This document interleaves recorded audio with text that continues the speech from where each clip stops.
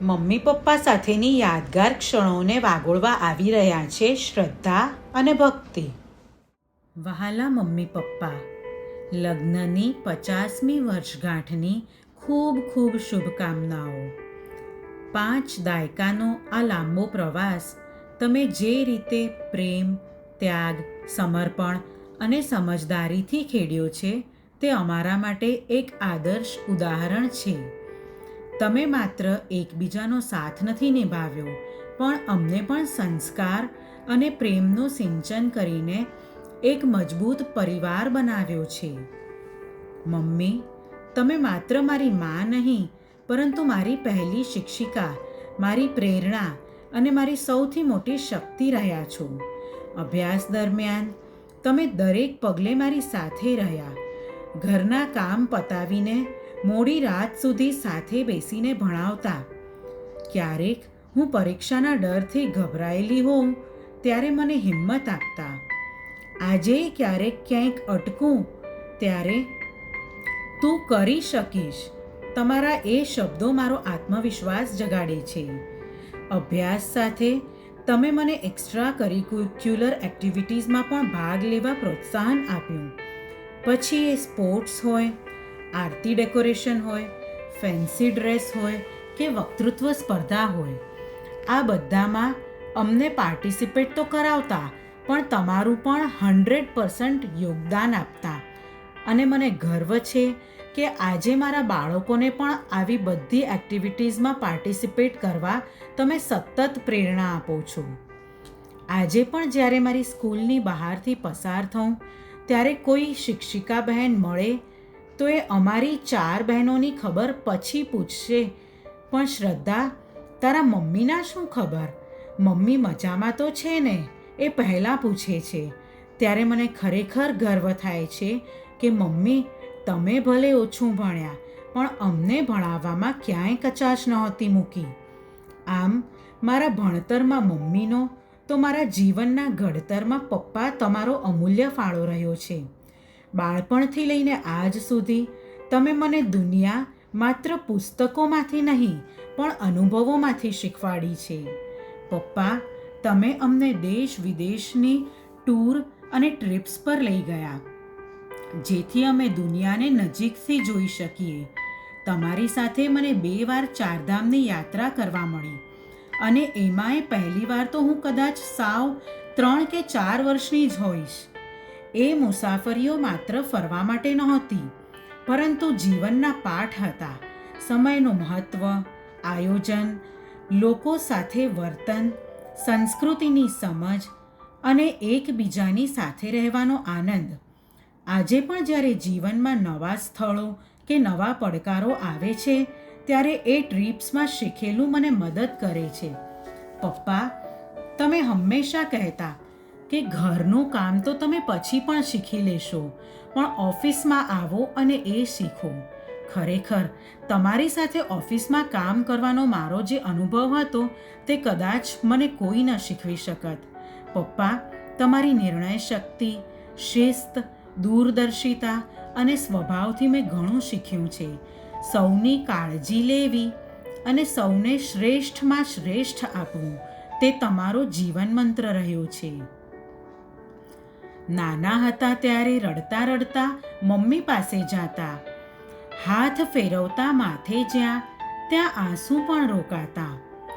મોટું દુઃખ પણ મમ્મી આગળ નાનકડું થઈ જાતું, ને નાનું સુખ પણ મમ્મી આગળ સરોવર થઈ છલકાતું.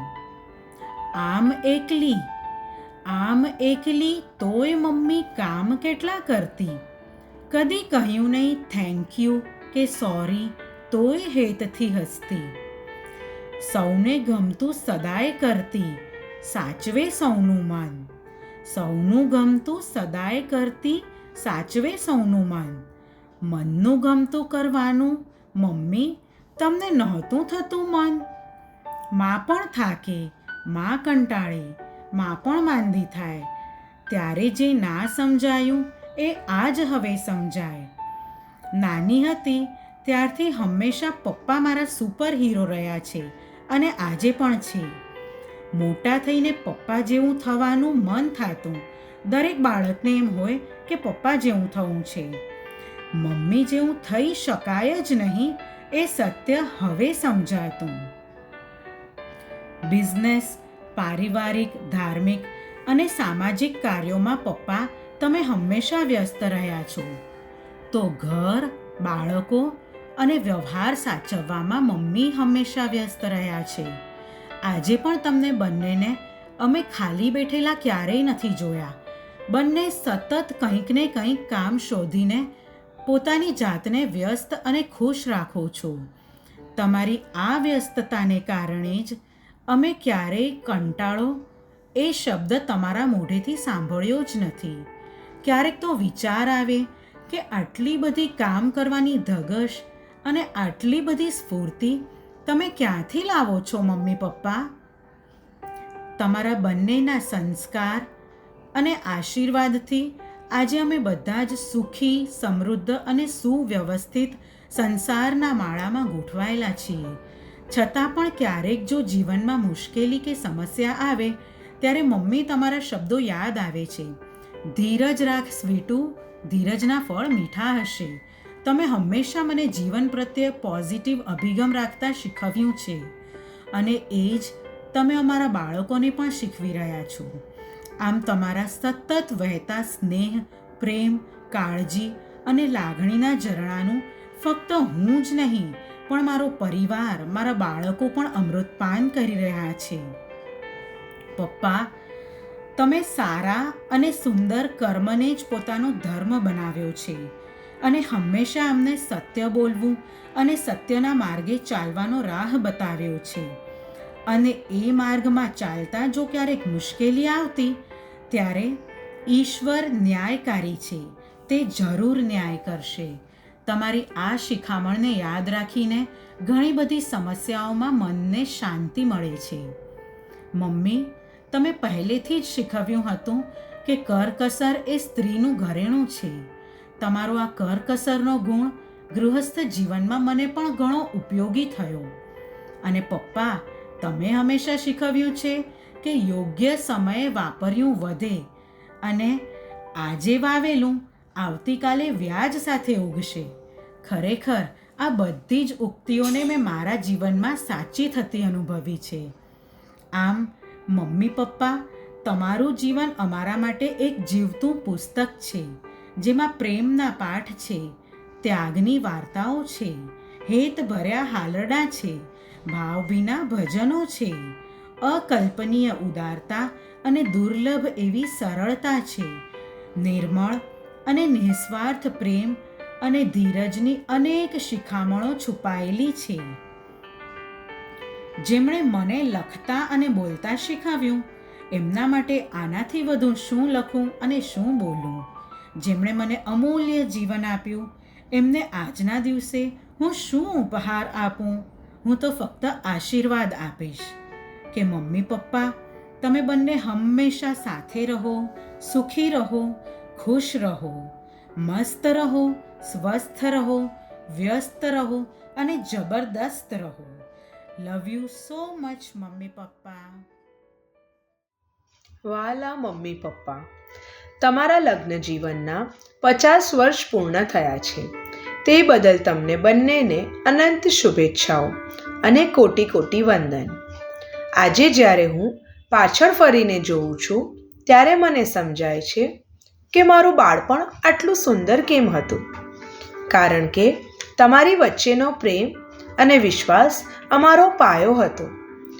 50 વર્ષનો આ પ્રવાસ માત્ર સમયની ગણતરી નથી, પણ તે ત્યાગ, સમજણ અને અતૂટ સાથની ગાથા છે. મારા સ્કૂલના ડેઝમાં હું સારા માર્ક્સથી પાસ થાઉં એ માટેની મમ્મીની મહેનત અને એક્સ્ટ્રા કરિક્યુલર એક્ટિવિટીમાં પાર્ટિસિપેટ કરવા માટેનું મમ્મીનું પ્રોત્સાહન, ખરેખર આ બધી યાદો વિસરાતી નથી. આજે મને મારા બચપનની એક વાત યાદ આવી રહી છે.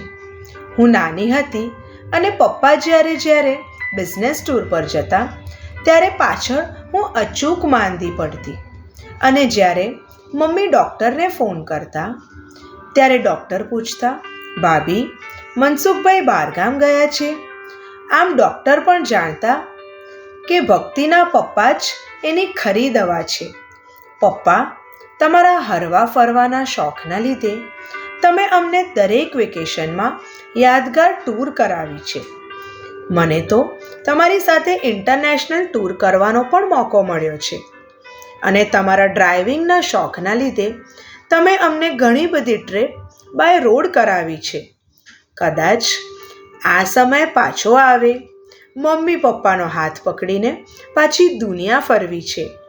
તમારી communication skill, decision making power, long term vision, આ બધી તમારી ક્વોલિટીઝ અમારા આજના જીવનમાં પ્રેરણાદાયી છે. સ્કૂલ પતાવીને કોલેજમાં જવાનો સમય આવ્યો ત્યારે મમ્મીનો આગ્રહ હતો કે કોલેજ તો નજીક જ જોવે, પણ મારું ફેશન ડિઝાઇનિંગનું એડમિશન માટુંગાની કોલેજમાં થયું. ત્યારે પપ્પાએ મને પ્રોત્સાહિત કરીને કહ્યું કે ઘરની બહાર નીકળશો તો દુનિયા જોશો અને શીખશો. આત્મવિશ્વાસનો અડીખમ ગિરનાર એટલે પપ્પા. મારા બાળપણથી લઈને લગ્ન સુધીના સફરમાં તો મમ્મી પપ્પા સાથેનો અઢળક પ્રેમ, વહાલ, અવિસ્મરણીય યાદો, આ સફરમાં ઘણું બધું જાણ્યું અને ઘણું બધું શીખ્યું. અને સાસરે જવાનો સમય થઈ ગયો. પણ મમ્મી પપ્પા, તમે મને એકવાર શીખડાવવાનું તો ભૂલી જ ગયા કે સાસરિયામાં તમારા બંને વગર કેવી રીતે રહેવું. તમારા તરફથી આપેલા સંસ્કારો અને મળતી શિખામણોને ધ્યાનમાં રાખીને સાસરિયામાં આવતી દરેક પરિસ્થિતિઓ સાથે તટસ્થ થઈ રહીને જીવનમાં આગળ વધ્યા. મારા ડિલિવરીના સમયે પણ મારી લાઈફમાં જે ચેલેન્જ આવી હતી તેની સામે લડવામાં મમ્મી પપ્પા તમે દિવસ રાત મારી સાથે અડીખમ ઊભા હતા. અને તમારા સાથને લીધે એ સમયમાંથી હું સરળતાથી બહાર આવી શકી. અમને તો સંસ્કારો અને શિક્ષણનું સિંચન કરાવ્યું છે, પરંતુ પ્રાંશીને પણ શૈક્ષણિક અને દરેક પ્રવૃત્તિઓમાં આગળ વધે એના માટે મોટિવેટ કરતા રહ્યા છો. નાનું નાનીમાં પાસેથી મળતી દરેક શાબાશીઓ પ્રાંશીને આગળ વધવા માટે ખૂબ જ પ્રોત્સાહિત કરી રહી છે. જેના ચાકડે ગાંઠ ગળાય નહીં, જેના ત્રાજવે તોલ તોડાય નહીં, યાર આ જગતમાં બધાનું મોલ થાય, બસ મમ્મી પપ્પા તણી મમતા કોઈથી મૂલવાય જ નહીં. મમ્મી પપ્પા, તમે અમને પૈસાની કિંમત માત્ર શબ્દોથી નહીં પરંતુ પોતાના જીવનથી શીખવી છે. જરૂરિયાત અને ઈચ્છા વચ્ચેનો ફરક તમે અમને બાળપણથી જ સમજાવ્યો છે. તમે અમને શીખવ્યું છે કે પૈસા માત્ર ખર્ચ કરવા માટે નથી, પરંતુ ભવિષ્ય સુરક્ષિત બનાવવા માટે બચાવવા પણ જરૂરી છે. આ બચતની શિખામણથી જ ગમે એટલા મુશ્કેલ સમયમાં અમે મજબૂત રહીએ છીએ અને આત્મવિશ્વાસથી આગળ વધીએ છીએ. પૈસાની સાચી કિંમત સમજવી, પરિશ્રમથી કમાવવું અને સમજદારીથી બચાવવું, આ બધું તમે અમને વારસામાં આપ્યું છે. આ બધા માટે અમે તમારા હંમેશા ઋણી રહીશું. ખરેખર મારા માટે તો આ દુનિયામાં બે જ સાચા ભગવાન છે, મનની વાત સમજી જતી માં અને ભવિષ્યને ઓળખી જતા પિતા.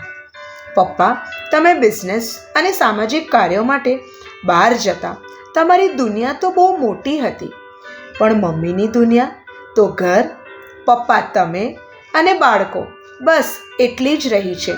પરંતુ મને ગર્વ છે તમે બંને મને બેસ્ટ લાઈફ આપી છે. Thank you very much mummy papa. તમે અમને માત્ર ચાલતા જ નથી શીખવ્યું, પણ જીવનની દરેક મુશ્કેલીમાં કેવી રીતે સ્મિત સાથે રહેવું તે તમારા ઉદાહરણ દ્વારા સમજાવ્યું છે. તમારી આ ગોલ્ડન જ્યુબલી આપણા આખા પરિવાર માટે ગર્વની ક્ષણ છે.